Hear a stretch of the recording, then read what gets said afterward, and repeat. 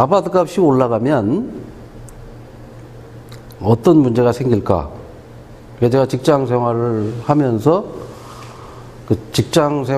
하면서 업무를 열심히 하는 사람보다 근무 시간에 나가서 주식 투자를 하거나 부동산 투기를 해서 불로소득을 얻는 사람들이 훨씬 더 회사 수입보다 많은 소득을 얻는 걸 보면서 이거 뭐 열심히 일을 해봐야 열심히 일하는 사람이 손해보는 그런 세상이 돼서는 안 되지 않겠냐 해서 2004년에 아파트값 거품 빼기 운동 본부를 구성하자 해서 이 아파트 운동을 하자 그렇게 이제 시작을 했던 겁니다. 그러다가 아파트 운동을 쭉 하면서 보니까 아파트라는 거는 땅과 건물입니다. 땅과 건물로 구성되는데 이 건물은 전국 어디다 짓든 똑같아요. 전국 어디다 짓든 건물은 같을 거 아니겠어요? 그러면 아파트 값이나 집값의 차이는 결국 땅값의 차이다. 땅값에. 그래서 이제 땅을 들여다보기 시작했고 땅 문제에 관심을 갖게 되면서 땅을 들여다보니까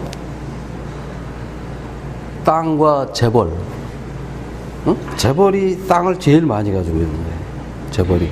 경실련이 생길 때가 1989년인데 그때 이제 노태우 정부가 들어서고 88 올림픽이 끝나고 서울에 이 집값, 땅값이 폭등을 했어요. 이제 경실련은 그 집값, 땅값 폭등 문제도 얘기를 하면서 재벌 문제를 얘기하기 시작했어요. 재벌의 부동산 투기에 대해서. 그래서 그런 얘기들을 한 거를 쭉 모아서 제가 지금 1월 31일부터 경실련에서 부동산 건설 분야의 개혁본부장을 맡았는데 한 2달 조금 이제 지났습니다. 그래서 앞으로 그럼 제가 무슨 일을 할 것인가, 어떤 일을 해야 하나 하는 것들을 중심으로 해서 설명을 좀 드릴게요. 이제 제목을 대한민국은 부동산 공화국이다. 이 재벌이 이 부동산 투기의 몸통이다. 그런 거를 제가 밝혀내겠다는 거예요. 제가 입증을 해보이겠다. 드러내보이겠다. 세상에. 그래서 이제 올해 제가 생각한 거는 어쨌든 땅이 투기의 대상이 돼서는 안 된다. 사람이 살 만큼만 가지고 가야지 너무 한 사람들이 많이 가지고 가면 가질 수는 있죠. 이 자본주의 국가에서 많이 가질 수는 있지만 많이 가지면 세금을 더 내든지 반칙을 했으니까 반칙한 만큼 어떤 반칙에 상한 대가를 치르게 하자. 이제 그런 것들이고 아까 말씀드린 대로 이 부동산을 재벌이 얼마나 가졌는지 그런 거를 드러내겠다는 거죠. 그래서 제가 2005년에 아파트 운동을 하던 2005년에 책을 썼어요. 책을 쓰게 된 거는 제 사무실에 기자가 한 1년 6개월 동안 제 사무실에 와서 나만 취재하는 거예요. 그 친구가 누구였냐면 선대인이라고, 네?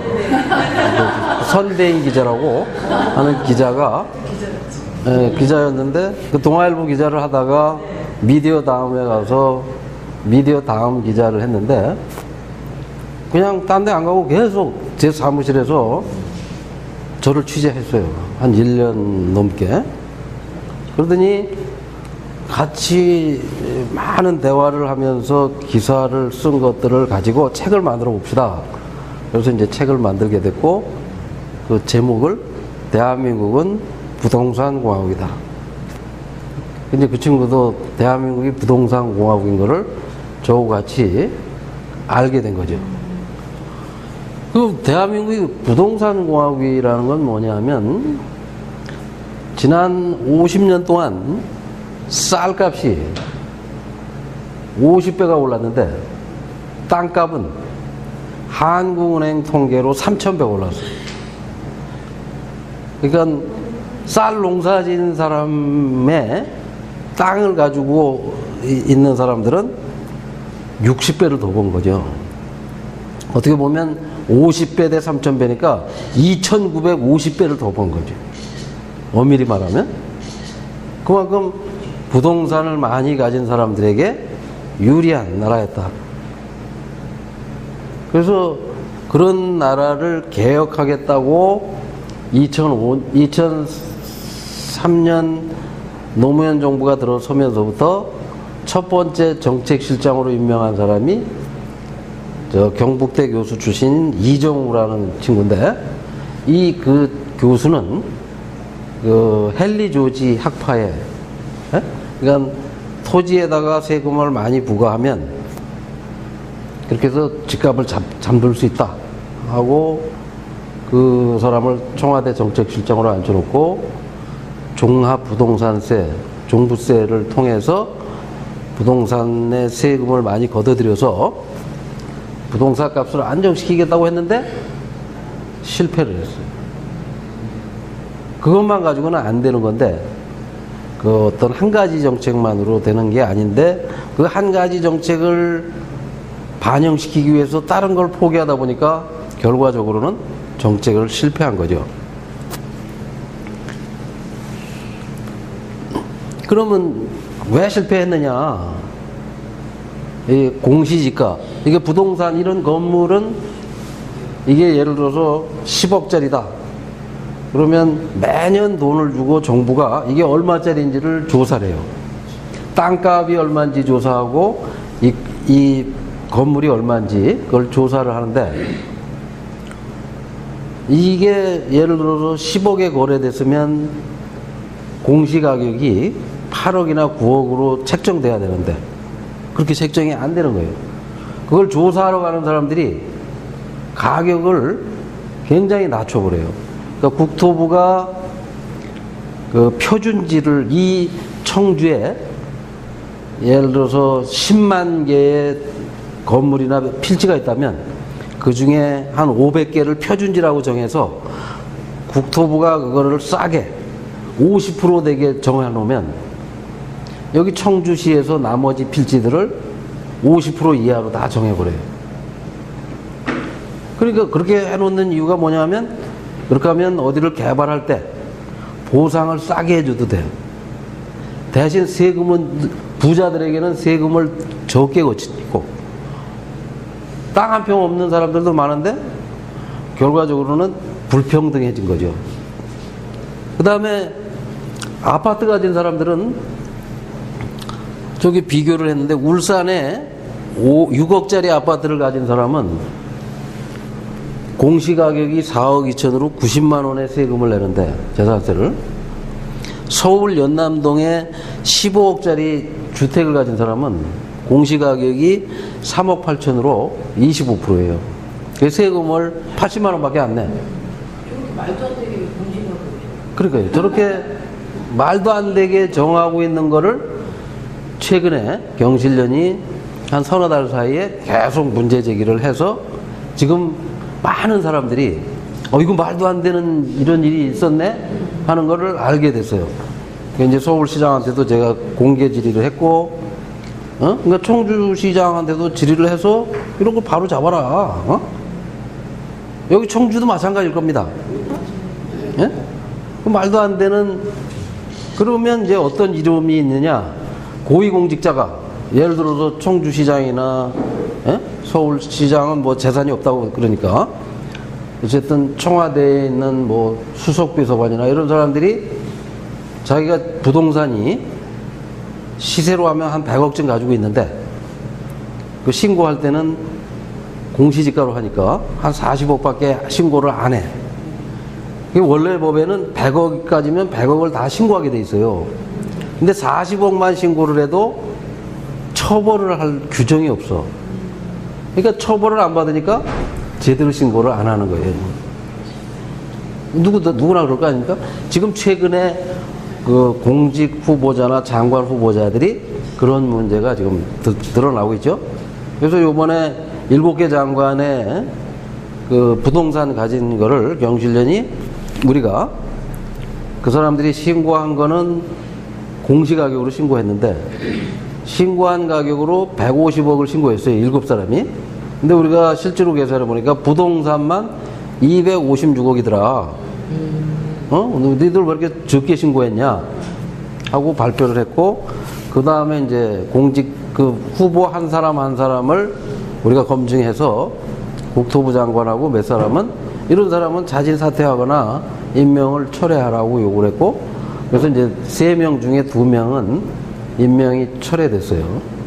근데 오늘 보니까 헌법재판관으로 올라간 그 분은 건설회사 주식을 무슨 건설회사 주식이 한 48%를 가지고 있어요. 이번엔 또 주식 투기꾼이 그 판사가 맨날 그 무슨 판결문 쓰고 열심히 그걸 한 게 아니라 주식을 샀는데 그 주식이 건설회사 주식이었고 약간 여러 가지 문제가 있어요.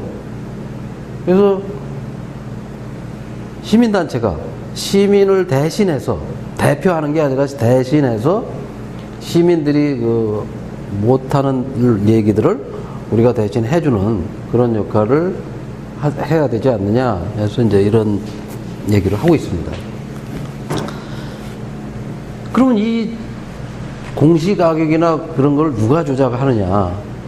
1년에 공시가격, 공시지가를 조사하는 돈으로 2천억이라는 돈을 써요. 국민 세금을 2천억을 줘서 매년 이 건물은 얼마고 저 건물은 얼마인지 가격을 조사를 해요. 근데 매년 틀려와. 어떻게 틀렸느냐? 이제 제가 사례를 들면 이게 어디 거냐면 한국전력공사가 그 공기업 지방 이전을 한다고 해서 나주로 본사를 이전하고 서울에 있는 땅을 하나 샀어요. 이게 70년대에 14억에 산 땅을 2014년에 한 30년 만에 10조 5천억을 받고 팔았어. 14억에 산 땅을. 그러면 얼마를 번 거죠? 10조 4,900 몇십억을 번 거예요. 그러면 10조 5천억에 팔리기 전에는 공시가격이 얼마였냐면 공시가격이 1조 5천억이었어요. 10조짜리가 그러니까 10%밖에 안 되는 거죠. 2014년 10월에 10조 5천억에 팔린 다음에 그 다음에 공시가격은 얼마냐면 2조 1천억이에요. 10조 원에 팔렸는데 이 건물이 10억에 팔렸는데 그 다음에는 2억이 된 거예요. 그 이제 문제가 있다고 얘기를 하니까 그걸 이제 그 감정평가사한테 물었더니 5조 정도 됩니다 하고 감정평가를 해왔어요. 그리고 그 다음에 2016년에는 다시 2조 3천억으로 또 공시지가가 정해졌어요. 지금 계속 문제 제기를 했더니까 2019년 올해 4조 4천억이 됐어요. 이렇게 관료들이 매년 돈을 줘서 조사하는 땅값이 이렇게 조작이 되고 있어요. 그럼 이런 땅을 누가 가지고 있는 땅이냐? 공기업이 지방 이전하고 저렇게 10조 원 되는 땅을 살 수 있는 사람이 누구겠어요? 재벌이라니. 그 재벌들한테 세금을 저렇게 깎아주는 거야. 아주 그냥 드러내놓고 깎아주는 거예요. 왜 깎아줄까요? 공무원들은 도대체 왜 재벌한테 그렇게 이 혜택이 돌아가게 해주냐. 이런 일들을 이제 우리 경실련이 언론을 통해서 시민들에게 알리는 거죠. 그래서 제가 이걸 알리는 거예요. 그래서 저는 맨날 기자회견을 합니다. 매일은 아니지만 일주일에 거의 한 번꼴로 기자분들을 모셔다가 이렇게 설명을 해줘야 돼. 왜냐하면 기자분들도 다 자기 분야만 알지 잘 모르니까. 그래서 2005년 노무현 정부에서 종합부동산세를 도입한 이후 14년 동안 이렇게 조작해서 재벌이나 부자들에게 세금을 못 거둔 돈이 70조 원. 저 70조 원 못 거둔게 한 국토부 장관하고 감정원장 이런 사람들을 감사원에다가 감사 청구를 했어요. 저희가. 그러니까 이제 저는 맨날 이런 일만 하니까 그 사람들이 저를 별로 좋아하지는 않겠지만 어쨌든 저는 그런 일을 합니다. 14년간을 하셨으면 그 전건 자료가 없어서 못 하신 거예요? 아니요. 그 전에는 종합부동산세가 도입되기 전이었고 그때 것까지 계산하려면 너무 복잡해서 일단 그 14년 것만 확실한 거는 한 거예요. 이게 지난 10년 동안 재벌들이 열심히 땅을 샀어요. 그 땅을 사서 공장을 짓는 줄 알았더니 공장은 해외에다 다 짓고 현대자동차가 아까도 말씀드린 대로 그 땅을 사서 10조 원 들여서 땅을 사서 자동차 공장을 짓는 게 아니라 거기다가 105층짜리 빌딩을 줘서 부동산 임대업을 하게 되는 거예요. 그건 105층짜리 빌딩 짓는다고 지금도 거기 땅이 그냥 그대로 있어요. 그러니까 고용도 안 되고 부동산 투기만 하는 거야. 이 땅을 얼마나 샀나? 재벌이 얼마나 샀나를 제가 보니까 2007년이면 재벌이라는 게 우리나라에 생긴 게 현대자동차가 포니를 처음 생산한 게 1967년이에요. 그러니까 2007년까지면 재벌이 40년 동안 사들인 땅이 8억 평이었는데, 8억 평. 지난 10년 동안에 10억 평을 샀어요. 10억 평. 이건 지난 10년 동안에 10억 평이면 청주가 몇 평이죠? 모르시죠? 서울이 2억 평입니다. 2억 평. 서울 면적이 2억 평. 그러니까 서울을 5개를 산 거예요. 서울 5개. 그래가지고 지금은 서울 9개를 가져요. 조금 있으면 나 재벌 거 되겠네. 그러니까 이 나라는 어떻게 보면 재벌공학이죠. 그래서 근데 저런 것도 또 제가 기자분들한테 얘기를 하고 그 다음에 지난 40년 동안 8억 평 가졌던 사람들이 최근 10년 동안 10억 평을 사들였는데 누가 그렇게 많이 샀나 하고 들여다보니까 현대차가 5조 원어치 땅을 가지고 있다가 10년 사이에 20조 원어치 땅을 샀어요. 5배가 늘었어. 최근 10년 동안. 그 다음에 삼성은 2배, SK는 3.3배, 롯데, LG도 4배가 늘었어요. 그러니까 재벌들은 왜 저렇게 땅을 살까? 땅을 사면 이로우니까 땅을 사겠죠. 땅을 사면 손해나면 사겠습니까? 그럼 도대체 왜 이렇게 땅을 샀느냐? 그래서 이제 이것도 우리가 지금 할 수 있는 거는 그 재벌이 공개한 공시자료 장부에 적혀 있는 값만 우리가 파악할 수가 있지 실제 가격은 얼마인지 모르죠. 실제 값은. 그래서 저걸 작업하는데 한 3-4명이 2달 동안 자료를 전부 끌어 모아가지고 파악한 거예요. 그러니까 그 뭘 하나 밝혀주고 기자들한테 알려주고 하려면 굉장히 많은 인력과 시간과 이 사람이 필요하죠. 그게 이제 89년도, 지금으로부터 30년 전이죠? 20년 전인데? 30년 전? 30년 전 노태우, 군인 출신 노태우 정권에서는 재벌이 땅을 가지고 있는데 업무용 자동차 회사가 자동차 만드는 공장 부지를 사서 한 거는 업무용으로 인정을 해주지만 지금 한전부지처럼 자동차 회사가 빌딩을 지으려고 산 거는 비업무용이죠. 비업무용 부동산은 세금을 업무용 부동산보다 4~5배 무겁게 물리고 3~4년 안에 사업한다고 사놓은 땅을 공장을 안 지면 강제로 매각을 하라고 정부가 압박을 했어요. 근데 지금 정부는 그런 얘기 들어본 적 있어요? 지금 재벌이 땅을 얼마나 샀는지, 재벌이 비업무용 토지를 얼마나 가지고 있는지 뉴스에 들은 적 있습니까? 없단 말이에요. 그러니까 30년 전보다 지금 더 언론이라든지 정부가 개혁적이지 못한 거예요. 경제정책에. 네? 이런 게 알려지지 않는 거예요. 그래서 그때도 이게 80년대 기사예요. 동아일보나 이런 데도 투기의 큰 손은 재벌이더라.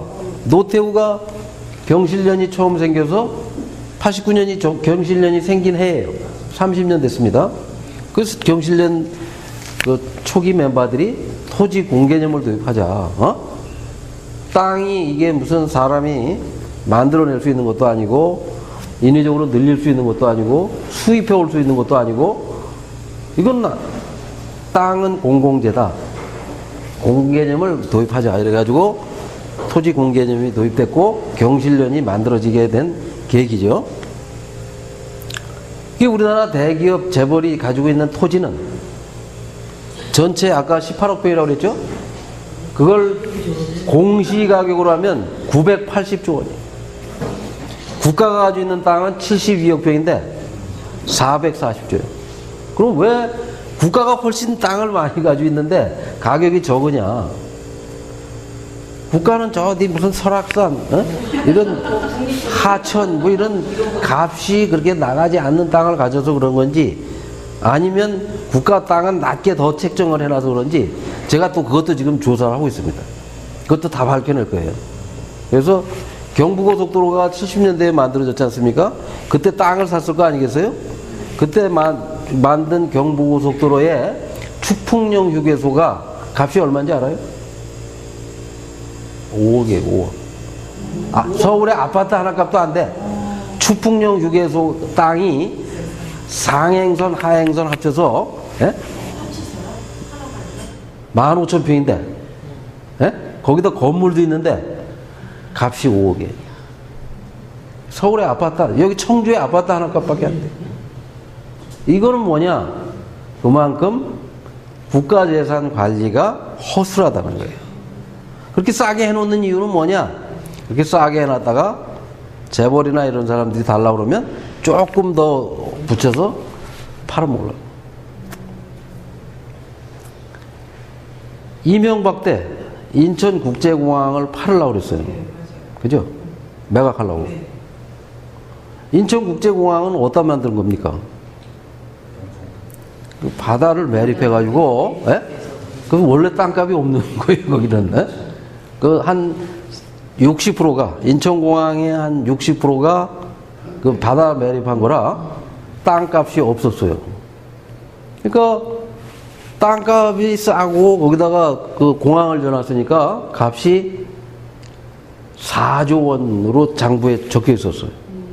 내가 계산을 해보니까 30조야. 30조 되는 공항을 4조 원으로 해서 절반을 외국 사람한테 팔라고 그랬어. 네? 이명박이가. 대통령이라는 사람이. 그걸 막아서 결국 국민들은 20~30조를 손해볼 거를 막은 거죠. 그렇게 정부 관료들이나 공기업들은 자산을 자기 재산이 아니니까 낮게 해놨다가 헐값에 재벌이나 이런 특정 세력에게 팔아요. 그런 경우가 많아서 그런 공공재산, 공유재산, 청주시나 충청북도도 재산을 얼마나 가지고 있는지 제가 모르지만 장부상에 적혀 있는 값은 아주 시청 건물이든 시청 땅이든 뭐 이런 땅들이 낮게 책정돼 있을 가능성이 높겠죠. 이상한 사람들이에요. 그래서 그런 것들을 우리가 시민들에게 알리고 그걸 바로잡고 하는 운동들을 해야 한다. 이게 한국 땅값은 1990년에 우리 대한민국 땅값이 1614조 원이었어요. 근데 우리 한국 땅을 팔면 미국 땅의 70%를 살 수 있었다는 거예요. 예? 그때 당시 가격으로. 예? 그때 팔고 그냥 그 미국 땅을 살 걸 그랬어요. 그죠? 그 이제 2004년에는 땅값이 2,500조라고 정부가 발표를 했는데 2,500조일 때는 캐나다를 5개를 산다. 예?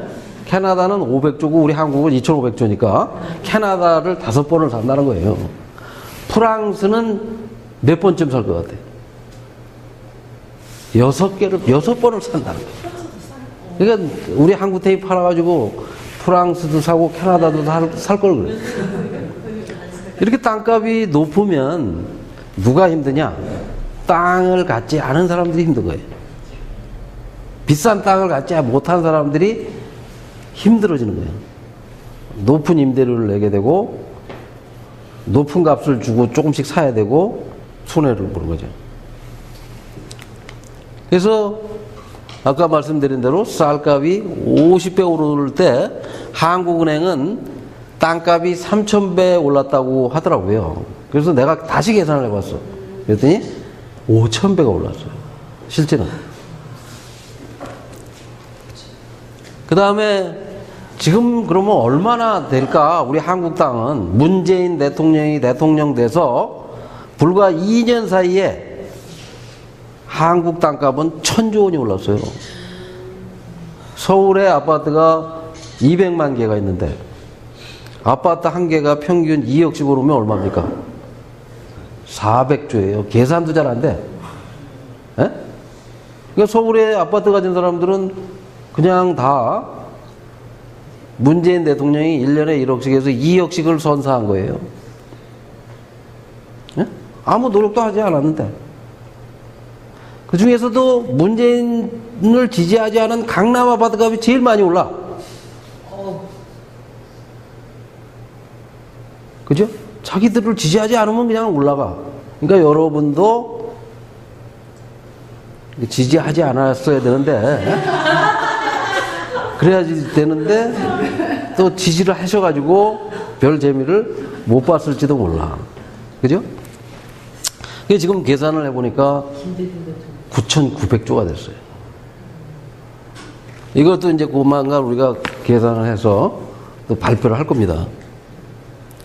이제 지금까지는 제가 이제 땅과 재벌, 땅 얘기를 한 거고, 이제는 아파트 얘기를 좀, 땅 위에 지어지는 아파트 얘기를 좀 할게요. 그래서 저는 사실 제가 직접 아파트 사업을 해서 아파트를 지어서 공급을 하려고 그랬어요. 그래서 한 3년 전에 박원순 시장을 찾아가서 서울시가 가지고 있는 땅을 내가 협동조합을 만들 테니 만들면 나한테 땅을 빌려줘라. 그러면 그 땅에다가 건물만 지면 전국 어디다 지나? 서울 강남에 짓든 청주에 짓든 광주에 짓든 제주도에 짓든 어디다 짓든 건물은 450만 원에서 500만 원이면 건물을 질 수가 있어요. 아파트를. 그러면 20평짜리 같으면 서울 강남에 9천만 원에 20평 아파트를 팔겠다. 이렇게 해서 강남에 20평 아파트가 얼마쯤 갈 것 같아요? 12억. 그러니까 8억에서 한 12억, 평균 10억 가까이 가요.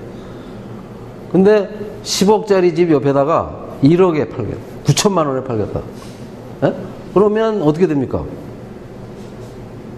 새 거가 1억에 나오면 흔 아파트 10억짜리가 어떻게 되겠어요? 떨어지겠죠? 그렇게 해서 서울 집값 좀 잡자. 집게 놔두겠어요? 그랬더니 박 시장이 땅을 안 빌려줄 거야. 이거 팔아야 됩니다. 팔아서 빚 갚아야 된다고 그러고 아직도 안 팔고 있어요. 그리고 그런 큰 땅을 팔면 누가 사요? 2조, 3조짜리를. 재벌이 사죠. 그거 누가 사겠어? 그러니까 재벌한테만 이로운 정책을 쓰지. 같은 시민운동가가 제가 박원순 씨보다 한 살 많아요. 이게 제가 좀 더 들어 보입니까? 근데 네. 동안이세요. 근데 그 양반이 내 제안을 받아들이지 않아서 결국은 다시 이렇게 시민운동을 해서, 그래서 사실 시민단체들이 지역에서 저는 협동조합을 만들어 가지고 사회적 기업을 만들어 가지고 그 조합원을 모집해서 회원들을 모아서 건물을 줘 가지고 건물만 분양하는 거예요. 땅은 시가 가지고 있게 하고. 그러면 청주시가 땅을 가지고 있고 건물을 팔아서 값이 오르면 뭐가 올라갑니까? 건물값은 안 올라가죠. 땅값이 올라가죠. 그럼 누가 부자가 돼요? 청주시가 부자가 된단 말이에요. 근데 이 청주시 공무원들은, 시장은 그럴 생각이 없고 그런 땅을 전부 어떻게든 건설업자들이나 개발업자한테 팔아가지고, 이유가 뭔지 모르지만 그 뭐 자기한테 개인적으로 뭘 갖다 주든지 하니까 그런 짓거리를 할 거 아니겠어요? 그래서 그런 짓을 하지 않을 시장을 뽑아야 돼. 예? 그래서 시민운동을 잘 해서 회원을 많이 모집해가지고 그 단체에서 시장도 내고, 그 시장이 가서 그 단체와 약속도 지키고 단체의 공약도 가서 이행하고, 그래서 가야 가능해지겠다 하는 생각이 들어서 제가 다시 시민운동가로 왔다는 거예요. 같은 시민단체 출신도 약속을 안 지켜요. 그래서 국민을 속이는 나라. 이 아파트를 분양원가 공개하라고 내가 노무현 정부에서 2004년 4월 총선이 있었어요. 이 아파트 운동본부를 2004년 2월 달에 만들었습니다.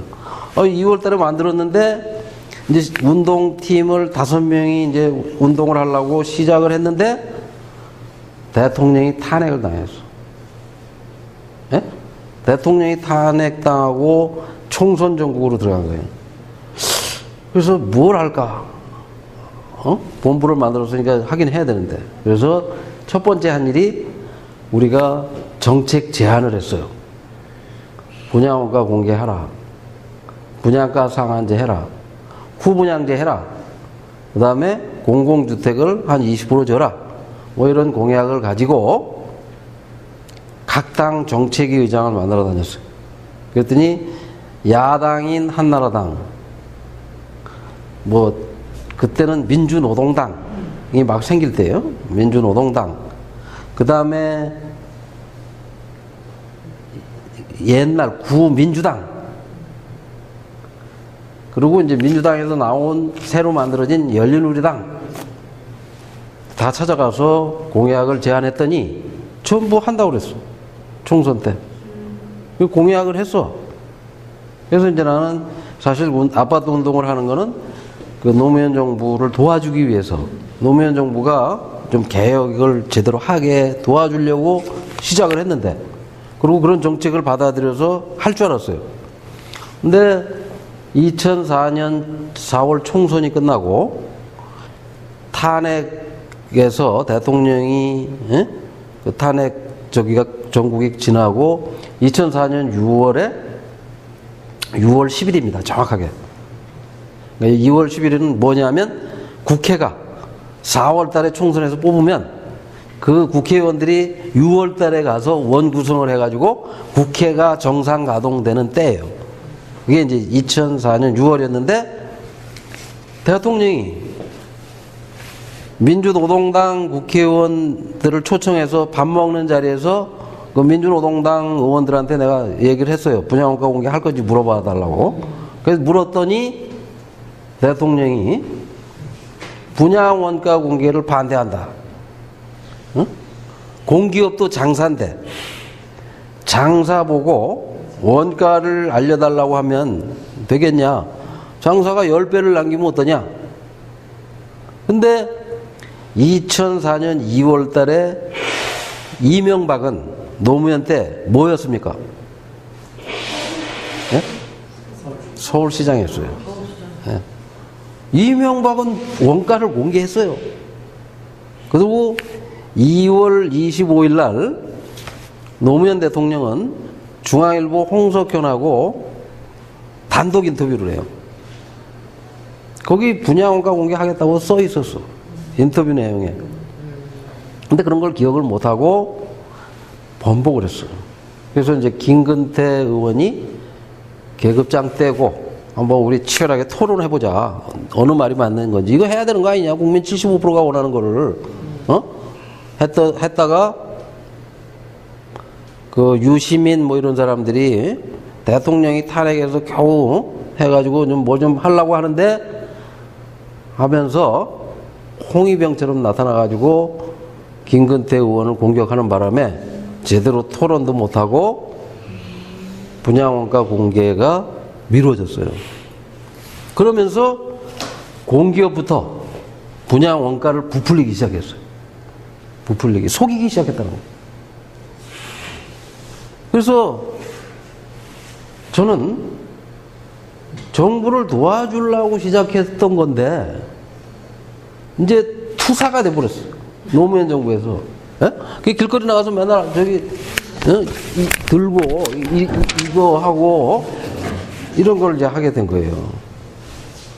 맨날 기자들한테 설명하고 저 아파트는 얼마를 부풀렸다 저기는 얼마를 부풀렸다 그런 걸 알리는 운동을 하게 되고 그런 걸 한 거예요. 그래서 노무현 대통령이 분양원가 공개를 반대하니까 아파트 값이 이렇게 됐어. 이렇게. 네? 그러다가 노무현 대통령이 임기 말에 분양원가 공개하는 걸 법으로 만들었어요. 이제 나중에 가서는 더 이상 어떻게 할 수 없으니까. 그 대통령 선거를 했더니, 그러니까 노무현 대통령 지지율은 여기서 이렇게 떨어지고, 아파트 값은 치솟고. 여기 2004년 153석을 얻을 때는 대통령 지지율은 65%, 70%였어요. 그러다가 나중에 20%까지 떨어졌어요. 지지율이. 근데 문재인 정부가 들어와서 또 올라. 또. 왜? 문재인도 역시 마찬가지로 문재인 정권에서도 분양원가 공개를 안 했어요. 금년 1월 1일 날 겨우 한다고 발표하고 지난주에 위례신도시에서 분양원가 공개한 아파트가 처음 나왔어요. 다음 주 월요일 날 그 아파트가 얼마나 부풀려졌는지를 제가 또 기자회견을 할 거예요. 그래서 이제 또 다시 문재인 정부에서 아파트 분양가를 얼마나 부풀리는지를 제가 다 들춰내는 그런 일을 또 할 건데, 이게 강남의 아파트가 89년 경실련이 생길 때는 평당 300만 원이었어요. 평당 300만 원이었고, 저 아파트가 2000년까지, 88년부터 2000년까지 그 12년 동안 800만 원, 900만 원대였는데, 평당.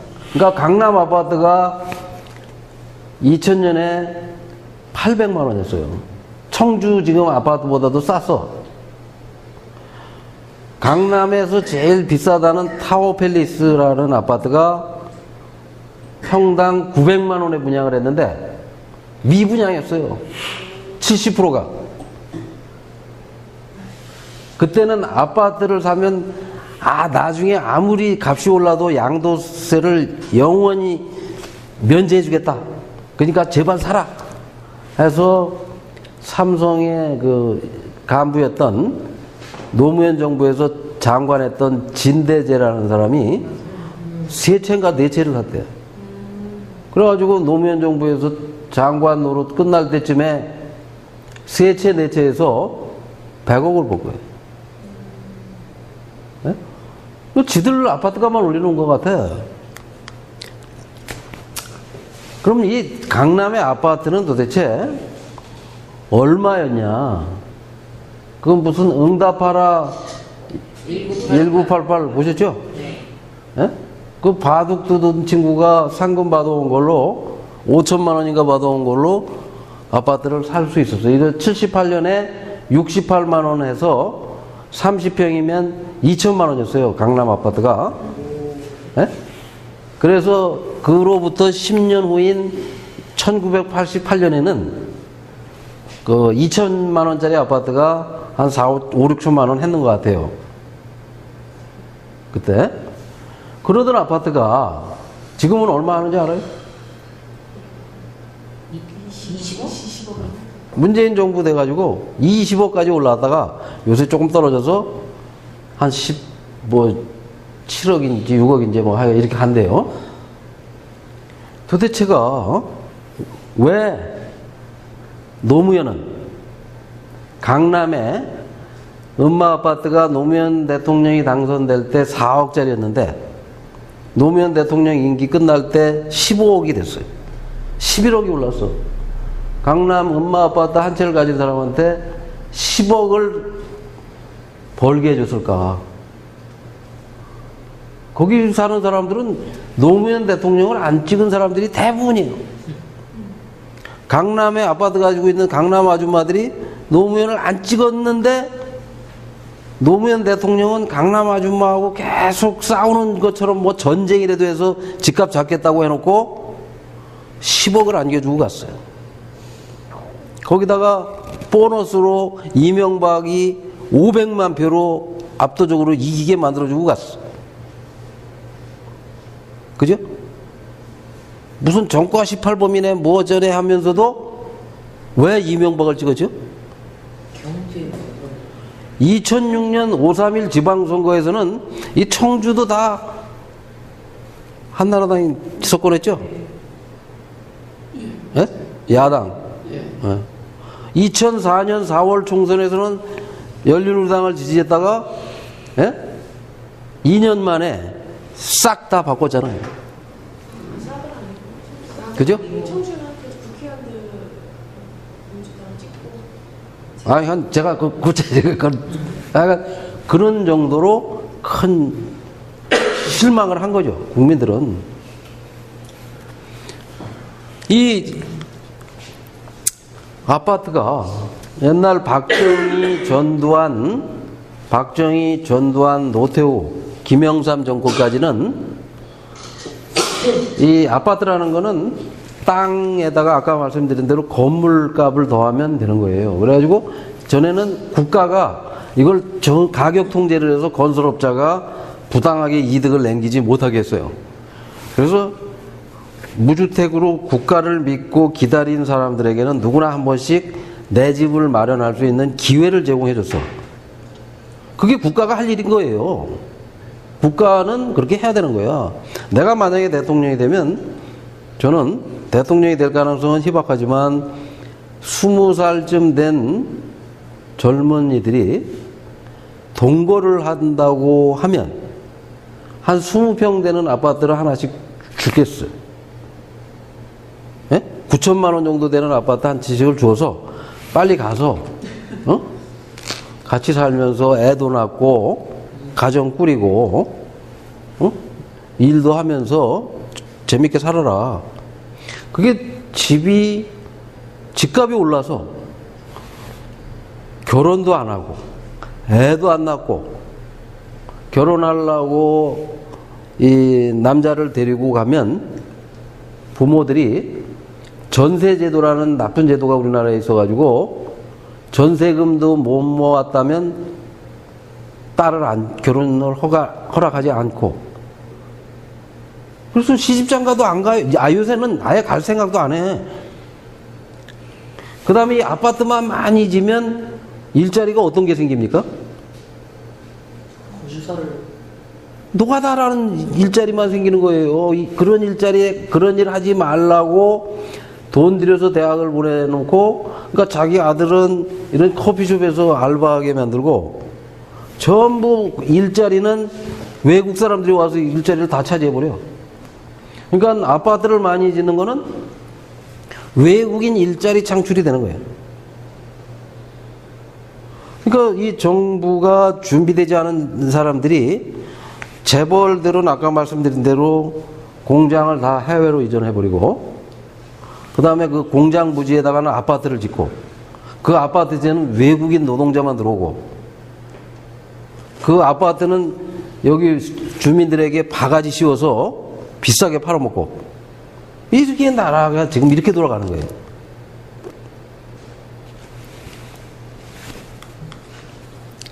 (81년도) 전두환 때는 아파트가 개포동이 13평짜리 아파트가 1,000만 원이었어요. 그 500만 원을 국가가 빌려주면 500만 원을 가지면 13평짜리 아파트를 살 수가 있었어요. 대구 황금동의 13평짜리 아파트는 900만 원이에요. 그러니까 서울 개포동하고 대구하고 아파트 값 차이가 1,000만 원밖에 안 났어요. 아니 100만 원밖에 안 났어. 100만 원밖에. 근데 저 개포동에 있는 13평짜리 아파트가 지금 얼마인지 알아요? 얼마쯤 되겠어? 20억이요. 땅이 13평인데 20억. 땅 한 평이 1억 5천이에요. 네? 정치를 어떻게 했길래 도대체 이렇게 됐을까? 네? 정치를 얼마나 못했는지, 정치를 얼마나 못하는지 제가 그거를 입증하는 그런 일을 하러 다니는 거예요.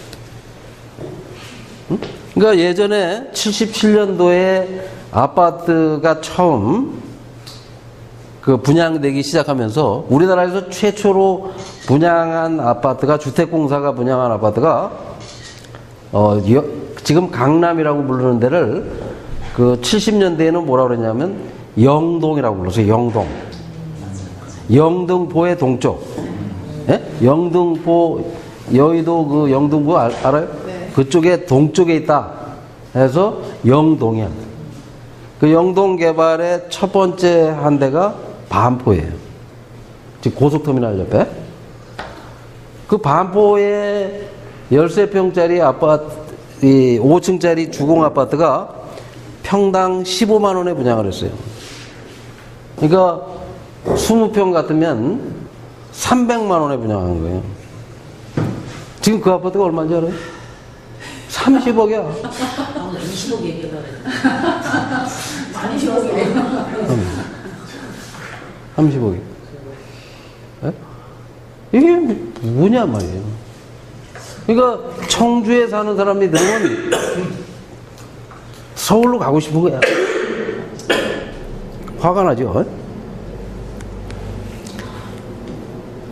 그래서 그 분양원가 공개나 이런 걸 요구했는데도 자료를 안 내놔서 할 수 없이 어떻게 해요? 소송을 했죠.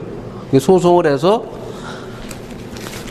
서울시한테 가서 트럭으로 한 트럭을 갖다 와. 자료를. 네? 트럭으로 한 트럭을 가져와서 네? 판결을 받아가지고 자료를 받아왔습니다. 자료를 받아다가 분석을 해보니까 아파트 건축비가 얼마인가 분석을 해봤어요. 얼마입니까? 평당 300만 원이에요. 평당 300만 원. 아파트 건축비가. 근데 그런 아파트를 평당 300만 원에 땅값 300만 원 해서 600만 원에 팔아야 될 아파트를 1200만 원, 1000만 원, 뭐 1500만 원, 2000만 원 막 이렇게 파는 거예요. 적정한 게 저거의 2배 정도가 적정한 거예요? 아니죠. 그러니까 땅에 따라서 아까 말씀드린 대로 땅이 얼마짜리 땅에다 짓느냐에 따라 다르는 거죠. 건축비는 건물값은 저 정도면 된다는 거예요. 근데 왜 저걸 공개를 안 하고 그 군인들도 군인 출신 독재자 대통령도 다 공개하던 거를 왜 뭐 개혁한다는 사람들이 집권을 해가지고 그걸 공개를 하지 않을까? 왜 문재인 대통령은 저런 걸 공개 못할까? 왜 그럴까요? 그래서 시민운동가 출신 박원순이 시장 돼서 너는 좀 공개할 줄 알고 요구했더니 역시 마찬가지로 안 갖다 주는 거야. 그래서 최근에 받은 자료를 보니까 건축비가 450만 원, 440만 원에다가 감리비, 설계비 이런 걸 넣어서 한 450만 원. 이 정도면 좋은 아파트를 질 수 있는 거예요.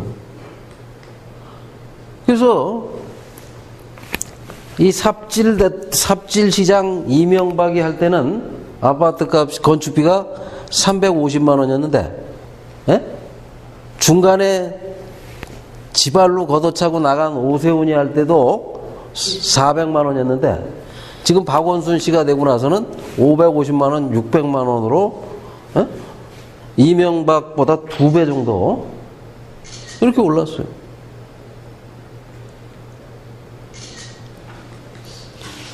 그래서 이게 왜 이렇게 오르나 하고 보니까 노무현 대통령이 건축비를 김대중 정부에서는 200만 원 이상 받으면 안 돼 라고 했었는데 네 멋대로 받아라고 자꾸 이렇게 올려가지고 지금은 600만 원, 700만 원.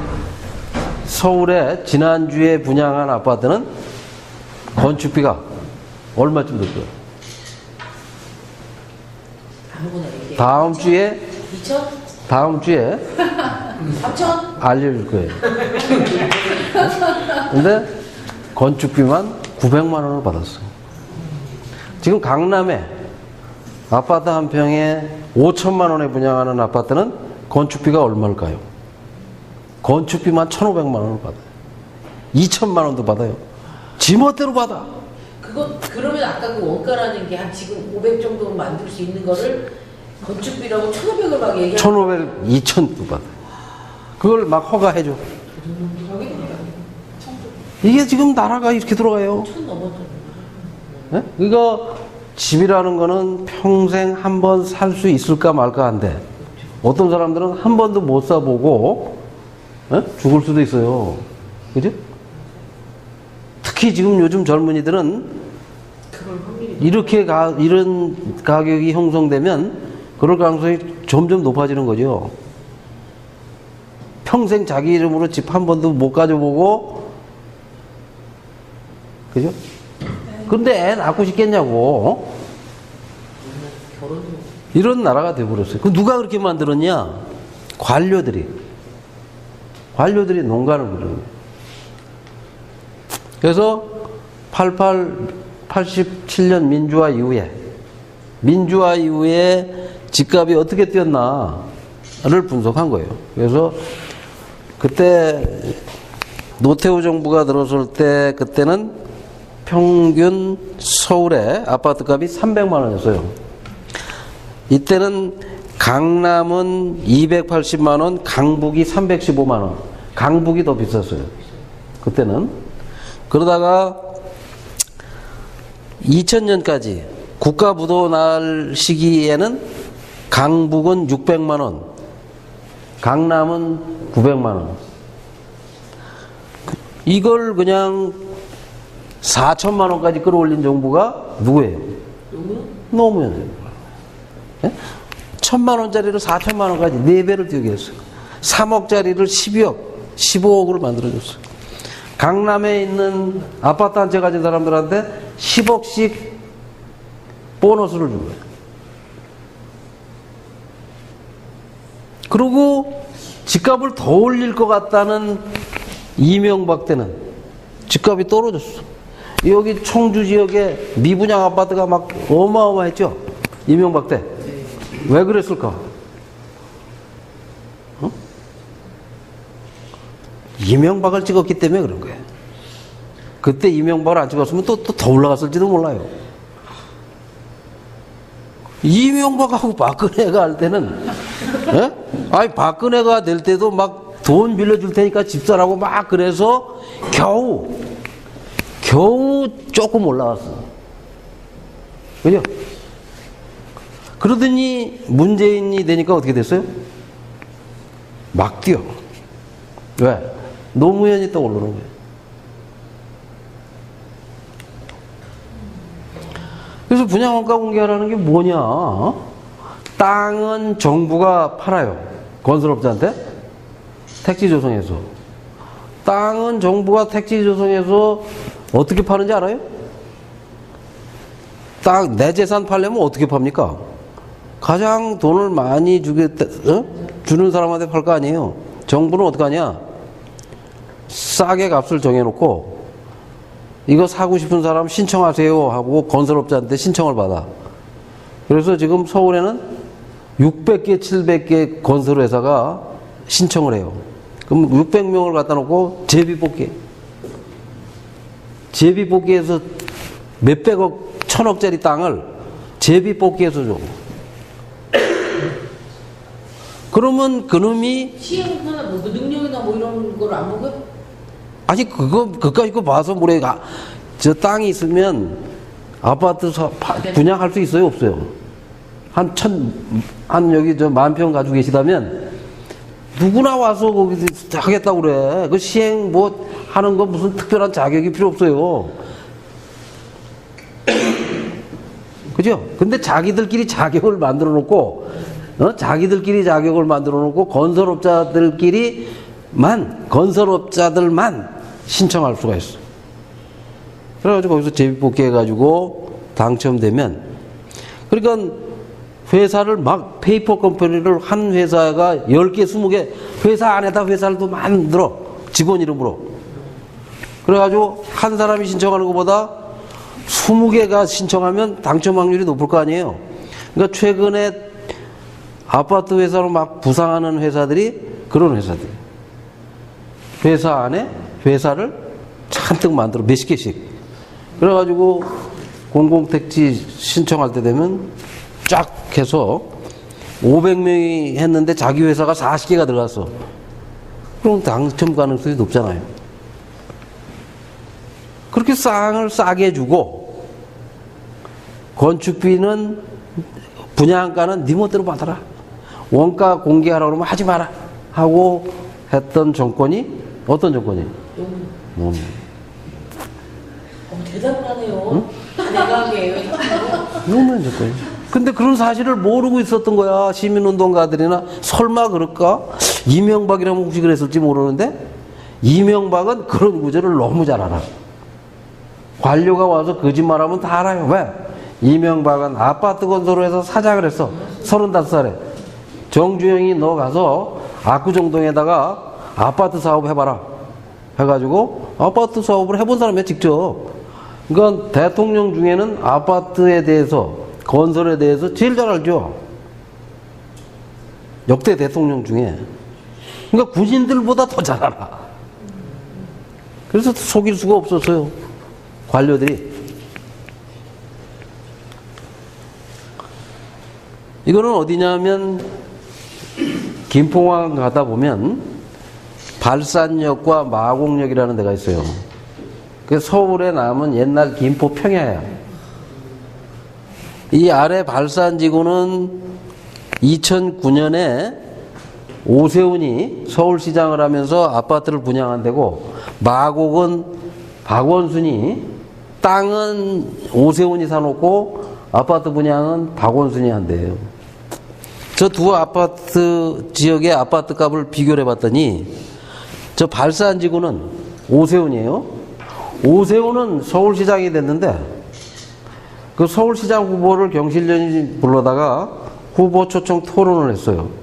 강금실, 오세훈 뭐 이렇게 해서 이제 오세훈이 서울시장으로 당선이 됐어. 2006년 5월 선거에서. 그때는 서울은 구청장까지 다 한나라당이 됐어. 예? 전국에 200대 빵으로 열린우리당이 패했어요. 여러분들이 기억하실지 모르지만. 왜 그랬냐? 한나라당은 분양원가 공개가 당론이었어요. 공개했어요. 오세훈 서울시장이 서울에 저 아파트를 짓는데 땅값하고 건축비하고 합쳐서 760만 원밖에 안 들었다. 어?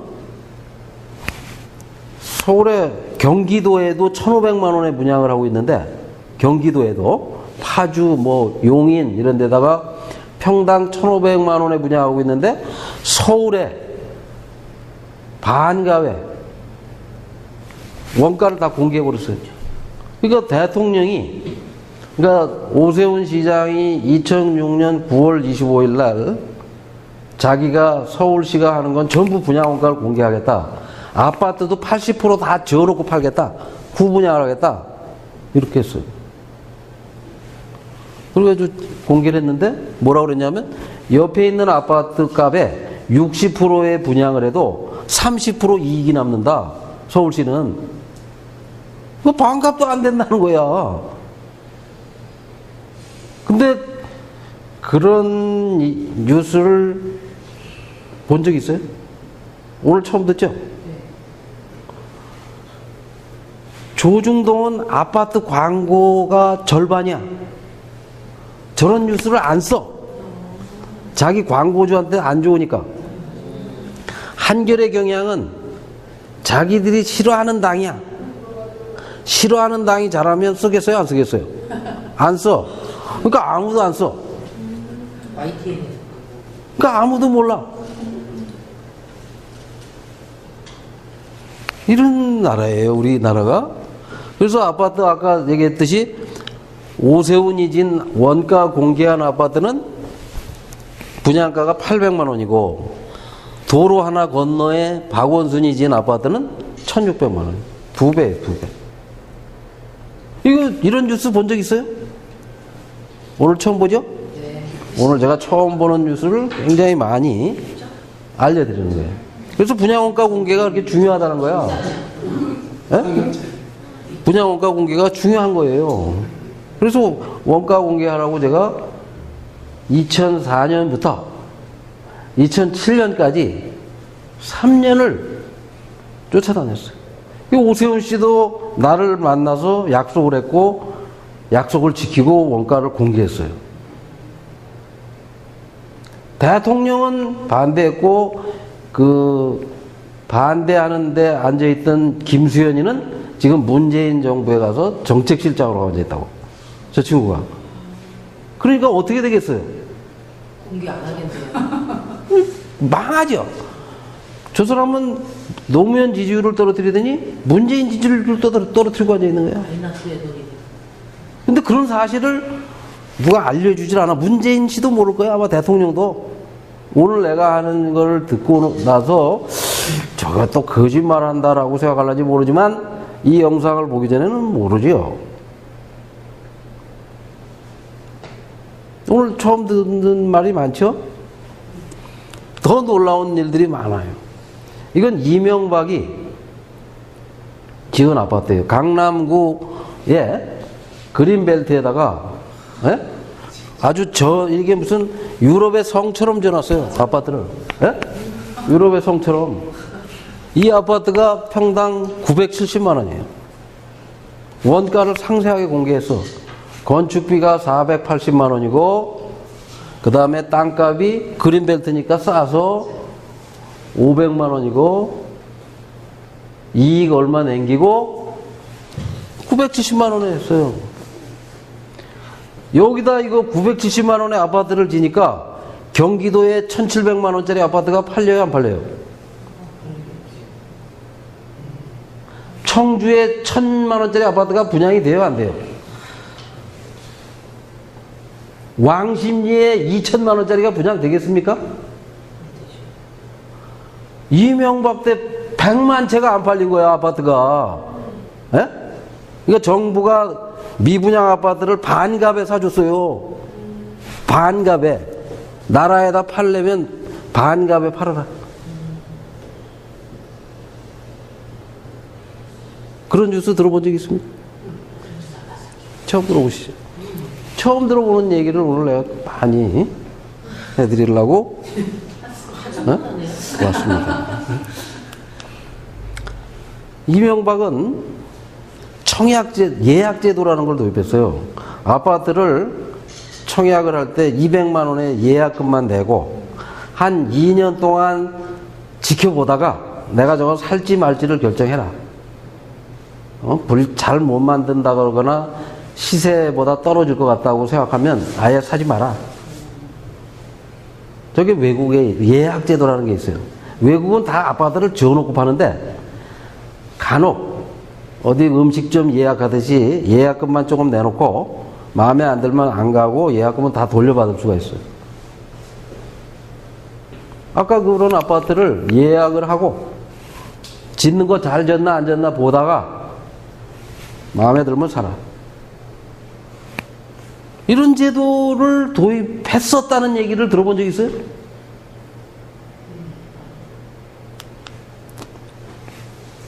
그래서 이런 제도가 있을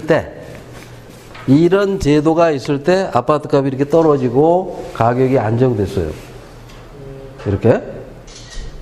그러다가 박근혜가 더불어민주당의 박기춘이라는 의원이 있었어요. 그 사람이 국토위원장을 했는데 야당이었어요. 2014년 말에 분양가 상한제를 폐지해버리고 한 일주일 있다가 감옥에 갔어. 분양업자한테 뇌물을 받아가지고 감옥에 가고 분양가 상한제가 폐지되고 더불어민주당하고 한나라당하고 김성태라는 의원하고 둘이 해가지고 그걸 없애버렸어요. 그러니까 또 다시 집값이 뛰는. 그래서 분양가 상한제가 폐지되고 아파트 값이 저렇게 또 뛰어서 지금 강남 아파트의 땅값입니다. 이거는 아까 앞에서 설명드린 거는 아파트 값이고 땅값은 얼마냐면 2000년에 1000만 원이었던 강남 아파트 단지의 땅값이 지금은 얼마냐? 얼마입니까? 1억을 넘어먹었어요. 문재인 대통령이 노무현 대통령 때 이렇게 치솟고 또 치솟고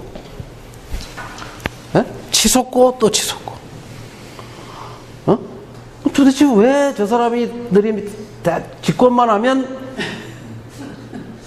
아파트 값이 미친 듯이 뛸까?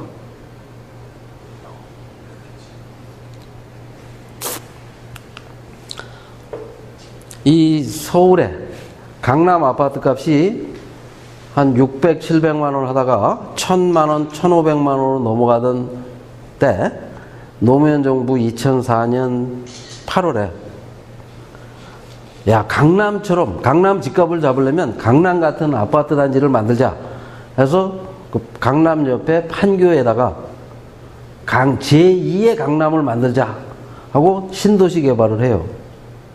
네? 그 판교 지역의 땅값이 얼마였을 것 같아요? 네? 저기 써 있잖아. 네? 땅값이 강남, 이건 용인인데 용인은 50만 원이고 판교는 100만 원이었어요. 99만 원. 99만 원의 땅을 사서 거기다 아파트를 지으면 얼마면 분양할 수 있어요? 건축비가 500. 네. 그리고 땅값이 100. 네. 600에다 좀 남겨야 되니까 뭐 얼마 붙여서 700만 원에 분양을 한다고 그랬어요. 정부가 한 700만 원이나 800만 원에 분양을 해서 1000만 원 넘는 강남 아파트 값을 1000만 원 이하로 끌어내리겠다고 개발을 시작했는데, 에? 아니 거기다 신도시 만든다고 그러니까 그 옆에 있던 분당이 2천만 원이 돼요. 1000만 원 같이 막 뛰는 거야. 강남도 뛰고 분당도 뛰고 양쪽이 막 뛰는 거야. 그러니까 집값을 잡는 거는 공급을 늘려서 되는 것만이 아니고 세제, 금융 여러 가지를 해야 집값이 안정되는데 이 사람들은 그러니까 경실련이나 제 말을 듣는 게 아니라 재벌 말만 들어. 재벌은 공급을 늘리자고 해야 자기들 일감이 생겨. 자기들 땅을 팔아먹을 기회가 생기고, 그죠? 자기들 일감이 생기고 먹거리가 생겨. 그 사람들 말만 듣는 거예요. 그래서 50만 원짜리 땅이 1,500만 원이 되는 거예요. 30배가 올라. 개발하는 과정에.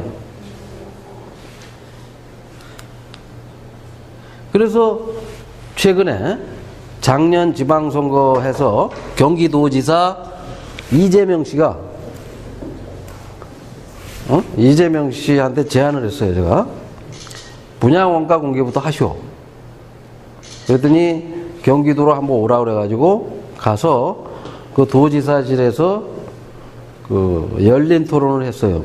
그 페이스북으로 생중계를 하면서 이재명 지사하고 같이 토론하고 해서 과거에 전임 도지사가 그 분양했던 거 한 3-4년치를 좀 공개하시오. 했더니 그 법률적 검토를 하고 공개를 했어요. 공개를 해서 보니까 평당 26%, 한 건축비만 한 가구당 4,400만 원씩 부풀려서 분양을 한 거예요. 그리고 저거보다 실제로 더 많이 부풀려졌을 것 같은데 그 내역을 공개하지 않아서 조만간 거기도 우리가 정보공개 청구 소송을 할 거예요. 끝까지 자료를 받아내는 거예요. 그래도 경기도가 분양원가 공개를 했어요. 이재명 씨는 비교적 개혁 정책을 잘 받아들이는, 그리고 그게 옳다고 생각하면 또 액션이나 이런 게 빨라요. 다른 자치단체장과는 그런 면에서는 좀 달라요. 뭐 저도 그 사람을 잘 모르니까 전체적인 건 모르지만 어쨌든 그런 행정이나 뭐 이런 걸 처리하는데 자기가 옳다고 생각하면 하고 비교적 개혁적으로 하려고 하고 그런 것들이 있는데 뭐 또 다른 장단점이 다 있는 거니까. 그래서 전에는 정부가 우리가 청약저축 10만 원씩을 들으면 기다리면 한 번씩 값싸게 분양받을 기회가 왔었는데 언제부턴가 공공택지를 조성해가지고 그걸 전부 다 건설업자한테 싸게 넘겨주니까 제비뽑기해가지고 정부가 분양할 물량이 점점 줄어드는 거야. 그러니까 정부가 분양할 물량이 박근혜 정부에서는 계속 김대중 정부에서 3만 8천, 노무현 정부 때 12만, 박근혜 정부에서는 12,000, 이명박 때는 25만으로 이명박이 제일 많이 분양을 했어요. 그러니까 정부가 공공이 싸게 많이 분양을 하니까 민간이 어떻게 돼요? 민간 아파트 비싼 게 안 팔리는 거야. 전부 미분양이야. 그렇게 해서 그 정책을 꾸준히 끌고 갔으면 되는데 이 재벌이 로비를 해서 야당 국토위원장과 여당 간사를 구워 삶아가지고 또 폐지해버렸어요. 그래서 제가 다시 시민운동을 하러 오게 만들었어요. 저한테 일자리가 아니라 뭔가 일할 거리를 만들어준 거죠. 한나라당은 홍준표라는 사람이 건물만 분양하자, 반값 아파트를 공급하자. 그러니까 오세훈이 분양원가를 공개하고 700만 원에 서울에다 아파트를 분양하니까 홍준표 씨가 오세훈하고 2006년 지방선거에 서울시장 당내 경선을 해서 떨어졌어요. 오세훈이 되고 그 사람이 반값 아파트라는 정책, 건물만 분양합시다. 건물만 분양하면 어떻게 돼요? 400만 원, 500만 원에 분양할 수 있으니까 하는 거를 제안을 했어. 그래가지고 손석희 씨가 아침에 그 진행하는 시선 집중이라는 프로가 있었어요. MBC에. 거기서 이제 나하고 홍준표 씨하고 토론을 좀 하라 그러더라고. 그래서 토론을 했어요. 그래서 당신이 얘기하는 거는 반값 와봤던데 반쪽만 파는 거 아니냐.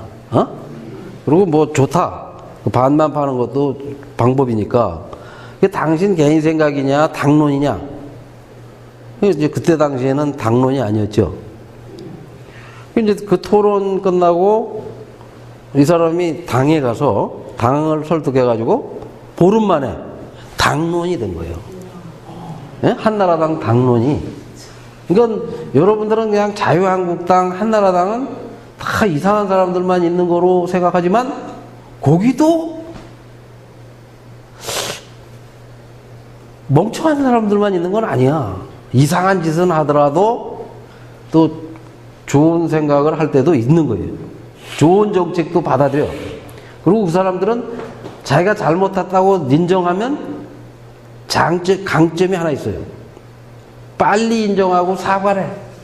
그리고 또 조금 있다 또 잘못을 하더라도. 근데 이 사람들은 인정을 끝까지 잘못했다 소리를 안 해. 그리고 남 탓을 해. 에? 심지어는 집 사는데도 그만두는 대변인이 마누라가 해서 나는 몰랐다. 어제 그 무슨 주식은 남편이 해서 나는 전혀 몰랐다. 이런 얘기를 하니까 더 그런 바보 같은 사람들이 그 이상한 사람들을 집단인 줄 알았는데 여기 저 이해운 뭐 이런 사람들이 건물만 분양하는 게 싱가포르 방식이에요. 싱가포르 가면 누구에게나 한 번씩 한 번 내지 두 번 정도 건물만 살 수 있게 해줘요. 싼 값에. 유럽 가면 아까도 말씀드린 대로 제가 20살 넘은 사람들이 저거 하면 한 번씩 건물을 이렇게 내서 살 수 있는 그런 기회를 제공하는 나라들도 있습니다. 그러니까 우리가 살아가면서 제일 필요한 게 뭐예요? 이제 어른이 되고 성인이 되면 내 방을 갖고 싶어. 나만의 공간을 갖고 싶은 거예요. 가정을 꾸리면 내 집을 갖고 싶은 거고. 보금자리가 하나씩은 있어야 되는데 그거 하나를 해결 못 해주는 나라가 이게 무슨 나라야. 촛불 든 이유가 나는 그런 거라고 봐요. 근데 그런 걸 해서 해결해 달라고 했는데 전혀 해결을 못 해주고 있단 말이에요. 그래서 한나라당은 2006년에 오세훈이 분양원가 공개를 하고 나서 한 달 뒤에 건물만 분양하는 정책을 당론화시켰는데 이런 뉴스를 들은 적 있어요? 예? 이렇게 시민들에게 서민들에게 좋은 정책은 조선일보, 중앙일보 이런 데 안 나. 그 다음에 한나라당, 자유한국당이 잘하는 거는 한겨레 경향에 안 나요. 그래서 아무도 몰라. 좋은 건 몰라. 누가 뭐 마약했네, 뭘 했네, 뭐 이런 별로 알고 싶지 않은 거는 무지하게 많이 나와요. 기사가. 그죠? 네. 이렇답니다. 이게 건물만 분양한 아파트예요. 이명박이 특별법을 만들어서 아예 건물만 분양하자. 그 여러 가지 혜택을 줘서 건물을 싸게 해주자. 돈이 없어서 못 들어가는 사람은 입주할 때까지 돈이 마련이 안 되면 들어가서 10년 살면서 10년 동안 나눠서 돈을 내게 해라. 분양대금을. 예를 들어서 25평이 500만 원이면 1억 2,500, 1억 3천인데 돈이 없으면 들어가서 10년 동안 살면서 1년에 1,000만 원씩 갚아가면서 살게 해라. 이렇게 서민들에게 싼 값에 들어가서 집을 집 걱정 없이 살 수 있게 하는 정책을 청주시가 할 수 있어요, 없어요? 할 수 있어요. 강남도 하는데 왜 못해? 의지만 있으면 돼. 의지만 있으면, 청주시장만 잘 뽑으면. 근데 여기서 뽑는 사람들을 자꾸 이상한 사람을 뽑아가지고 당만 보고 뽑아가지고 이런 정책을 안 한단 말이에요. 이런 정책 안 할 당만 뽑아. 몰랐죠. 그렇죠. 그래서 제가 알려드리러 온 거예요. 줄 알았지 일단. 알려드리러 온 거예요. 여기 아파트가 지금 얼마나 가냐? 이 건물만 30평짜리를 2억에 받았다면 저 아파트가 7억 가요. 왜? 아파트 정책을 잘못해서 주변 아파트가 자꾸 올라가니까 저것도 따라 올라가. 이게 건물만 550만 원씩 해서 30평짜리가 2억이 안 돼. 이 아파트가 정말 잘 지었어요. 또 가서 보면 이런데 다른 데 아파트보다 달라요. 여기 1층 같은 데는 커뮤니티 공간하고 여기 가보면 잘 해놨어요. 아주. 예? 아파트가.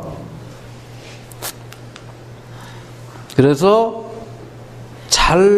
이 국가가 우리가 제대로만 하면 1년에 재벌들에게 제공되는 특혜가 한 70조 정도 돼요. 건설공사, 뭐 여러 가지 인허가 이런 걸 해서. 그 다음에 아파트나 이런 부동산 거품이 500조씩. 500조에 한 3, 40%는 다 재벌한테 가요. 재벌은 땅도 큰 걸 가지고 있지 않습니까? 그러니까 땅값이 오르면 재벌이 불로소득을 가장 많이 챙기는 거죠. 그래서 그런 것들을 막아야 된다. 이 문재인 정부는 집을 한 채 가진 사람, 12억짜리 집을 한 채 가진 사람에게는 1년에 세금을 370만 원을 물리는데, 예? 집을 100채 가진 사람한테는 세금을 한 푼도 안 걷는 정책을 썼어요. 그러니까 거기다가 집을 사면 집을 하나 가진 사람은 대출을 40%를 해주고 집을 여러 채 가진 사면 80%까지 대출을 해줬어. 그러면 어떻게 되겠어요? 투기꾼에게 꽃길을 열어주는 정부예요. 그래서 2017년 문재인 대통령이 당선되자마자 서울의 아파트값이 막 뛴 거야. 그 사람들이 돈을 80% 빌려주니까 여러 채 가져도 된다니까 지방까지 댕기면서 아파트를 막 산 거야. 예? 어떤 사람은 몇백 채씩 가요. 집이 무슨 쇼핑하듯이 막 가서. 예? 아줌마분들이 여럿이 버스 타고 다니면서 가서. 여러분들은 정보가 없으니까 돈도 없고 그런 자신도 없고 그런 정보도 못하는 거예요. 이게 투기꾼만 건물주만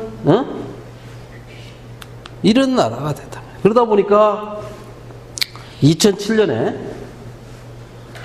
우리나라 상위 1%면 그때 당시에는 11만 명이, 그러니까 우리나라에는 집이 2,400만 채가 있어요. 그러니까 두 사람당 하나가 살 수 있을 정도로. 그 다음에 주민등록상 가구 수가 2천만 가구예요. 그러니까 한 가구가 2.5인이야. 근데 집을 가진 사람은 지금 현재 1,400만이네. 그러니까 1,000만 채는 누군가 더 가지고 있는 거야. 1,000만 개를. 그래서 상위 1% 14만 명이 집을 몇 채 가지고 있냐면 평균 7채를 가지고 있어요. 2007년에는 상위 1% 11만 명이 3채니까 그때는 11만 명이 35만 채를 가지고 있었는데 10년 사이에 14만 명이 94만 채. 그러니까 몇십만 채를 사야 됩니다. 그러니까 아파트를 공급해도 지금 청주시 인구가 얼마예요? 90만? 80만? 그럼 집이 몇 개 있어요? 한 30만 개나 40만 개 있을 거 아니에요? 그죠? 아무리 많아도. 근데 상위 1%가 90만 채를 가지고 있다는 거야. 14만 명이 100만 채를 가지고 있어요. 청주 시민이 다 들어가서 한 명씩 살 수 있을 만큼은. 완전 부동산 투기꾼의 세상. 이건 뭐냐면 우리가 옛날에 그 소장료 때문에, 예? 지주들에게 농사 짓는 소장료 내느라고 허리 비어서 동학혁명이 일어나지 않습니까? 그러니까 2017년에는 건물주, 그래서 이제 농민들의 자식을 다 서울로 보냈어, 도시로. 그랬더니 도시에 가서, 예? 투기꾼, 건물주한테 매달 소장료를 내고, 그 소장료가 너무 올라서 도저히 버틸 수가 없어서 광장에 나가서, 예? 대통령을 파면시킨 거예요. 대통령 내쫓고 새로 뽑아서 갖다 앉혀놨더니 어떻게 됐어요? 다시 건물주하고 재벌 천국이 된 거예요. 예. 종로 고시원에 가면, 예? 종로 고시원에 가면 다리도 저렇게 못 뻗어요. 젊은 사람들은. 나처럼 키 작은 사람들은 어떻게 좀 다리를 뻗을 수 있을런지 몰라도 저런 공간에서 한 달에 25만 원씩 주고 잠만 자다가, 예? 불에 타 죽었어. 예? 열 몇 명이. 예? 불 나가지고 저기는 창문도 없어. 이런 건물이 있다면 이렇게 그냥 막아가지고 합판으로 이렇게 해서 저렇게 저런 데서 자요. 점점 저런 사람들이 많아지는 거야. 그럼 왜 저런 사람들이 누가 자느냐? 집이 경기도에 있고 가족들은 한 5, 60대 이 건설 노동자가 집에서 출퇴근할 수가 없어요. 건설 현장은 아침에 일찍 출근해야 되니까 시내에서 그냥 저렇게 쪼그리고 자고 아침에 가서 일하고 저녁에 퇴근하고 주말에는 한 번씩 집에 가고 저렇게 방 하나 얻어놓고 생활하는 거예요. 그리고 젊은이들은 저런 원룸에 들어가서 다 공무원이 되겠다고. 예? 몇백만 명이 공무원 시험 공부하고 있어요. 대학 졸업시켜놓으니까 가서 공무원, 기업에 다니다가 기업에 들어가면 해고되기가 일쑤니까 중소기업은 뭐 말할 것도 없고 대기업도 들어가 봐야 오래 버티기 힘드니까 전부 다 공무원이 되겠다. 지금 우리 사회가 이렇게 심각하게 정의롭지 못한 나라가 됐는데 이런 정의롭지 못한 나라라는 거를 언론이나 지식인이 알려주지도 않고 자기들만 알고 있죠. 자기들 돈 버는 방법만 찾아내고 그러니까 살기가 너무 힘든 거예요. 여기까지만 제가 말씀을 드리고